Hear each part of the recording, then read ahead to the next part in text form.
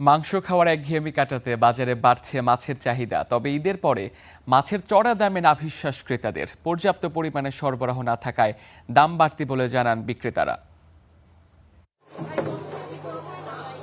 কোরবানি ঈদের সময়ে টানা কয়েকদিন মাংসসহ ভারী খাবারের পর অনেকেই এখন ঝুঁকছেন মাছের দিকে। এতে রাজধানীর মাছের বাজারগুলোতে বেড়েছে ক্রেতার ভিড়।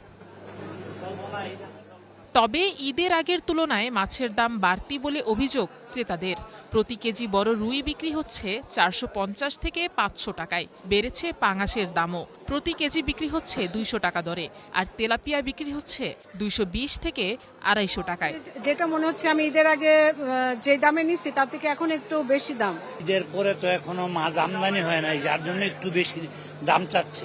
যে মাছটা ঈদের আগে নিচ্ছে চিংড়ি মাছ বড়টা 700, 800, 900, এইটা এখন চাচ্ছে 1300।